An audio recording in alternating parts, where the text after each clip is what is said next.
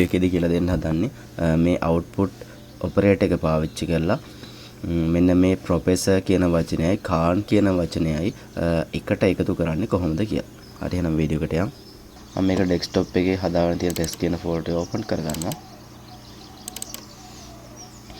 මම මේකේ things together කියලා file එකක් හදලා තියෙනවා.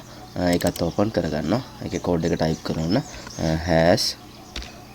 #include මේකටත් IO stream එක තමයි පාවිච්චි වෙන්නේ.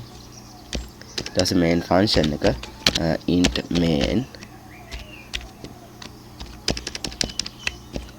හරි ඊට පස්සේ මෙතන return 0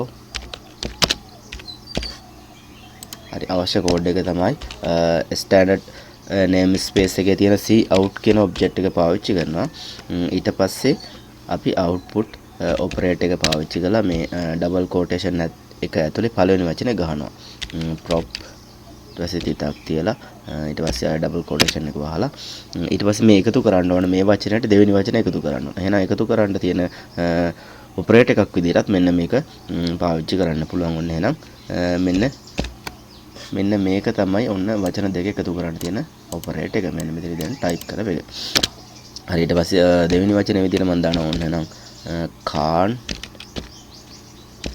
හරි ඊට පස්සේ semicolon එක තියෙනවා. ඊට පස්සේ control S press කරලා save කරනවා.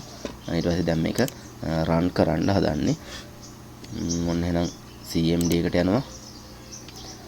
අදාළ folder path එක copy කරගන්නවා. ඊට පස්සේ මෙතන paste කරනවා cd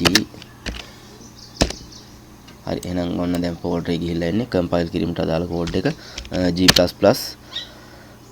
ඊට පස්සේ tab key එක press කරන්න. එතකොට file එකේ නම එනවා. ඊට පස්සේ o ආයෙත් tab key එක press කරන්න. ඊට පස්සේ අගට මේකේ exe කියලා දාන්න. ඊට පස්සේ enter කරන්න. ඔන්න compile වුණා. දැන් run කරන්න හදන්නේ. ආයෙත් file වල නම් ගන්න. tab key එක press කරන්න. එකපාරක් press කරාම cpp එක එනවා. ඊට පස්සේ ආයෙ exe එක ගන්න පුළුවන්. ඊට පස්සේ ඔන්න enter කරන්න. professor Khan කියලා එකට එනවා.